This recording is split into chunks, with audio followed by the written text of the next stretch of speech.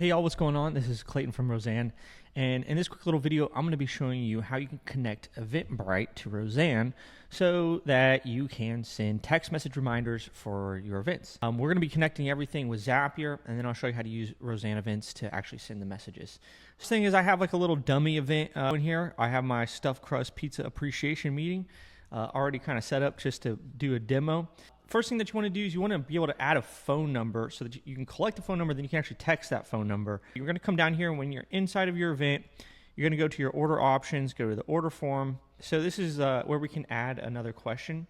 So I already have it on here, but let's just say that that wasn't there. You can come here, and the way to add a field is under your questions. We're just going to like phone number, and you can see here, it comes up with this. So I'm going to just select cell phone because that's what we want. And you can make it optional or whatever you want to do. And then I'm going to hit save. One thing that's kind of strange about EventBrite is that when you go to look at your event, you're going to notice the strange thing is that the actual flow for ordering on EventBrite is they just collect your name and your email. The actual phone number doesn't come up here, so you have to register here like this. And then after you register, it'll ask for the phone number. So that's a good thing to know. So you can see here where it comes up with the cell phone after you answer the questions. So anyway, that's good to know. So this is how we have the EventBrite set up. So before we connect it with Zapier, go ahead and create a list in Roezan so that when we push the contacts into Roezan, we're gonna have somewhere to put them. All right. So I'm gonna hop over to Roezan real quick, and you come over to lists here on this left hand side, and then we'll hit create new, and I'm just gonna title it Pizza Party 2, I guess. All right, so that's good. I have a list there, so that's easy enough. Now the way that we're gonna connect EventBrite and Roezan is we're gonna use Zapier. So I'm gonna hop over to Zapier real quick, and I already got a test Zap set up. This is gonna be pushing contacts from EventBrite over to Roezan, but there's a few small things I wanna walk you through.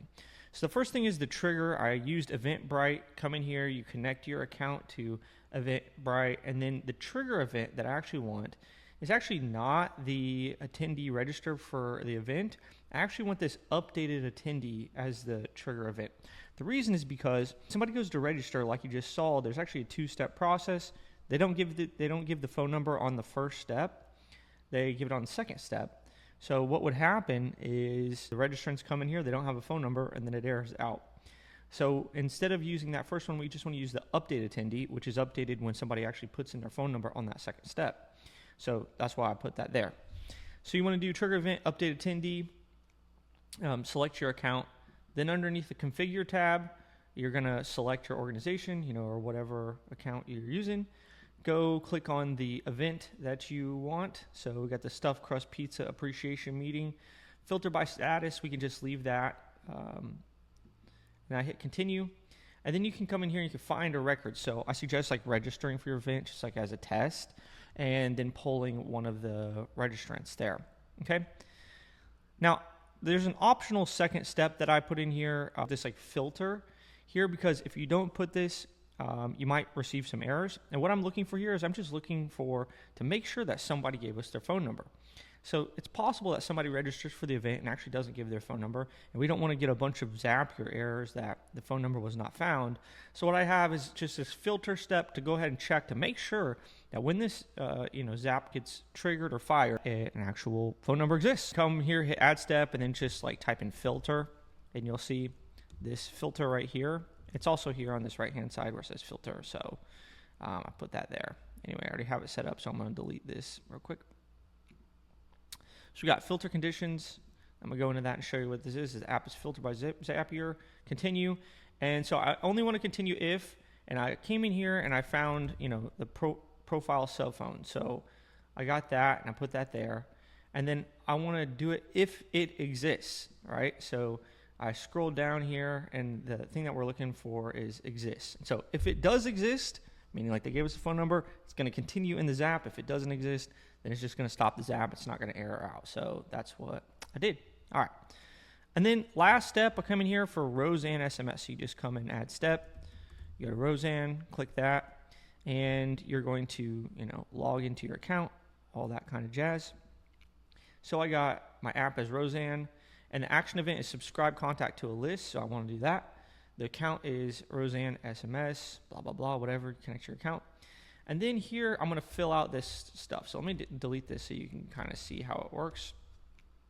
So the contact phone number, you can hit that / and then you can search for phone. And I see this profile cell phone. So this is one of the ones that, or this is the field that I created. So you can put it like that. Then the list ID is whatever one you created. So we just created Pizza Party 2. So I'm just going to select that.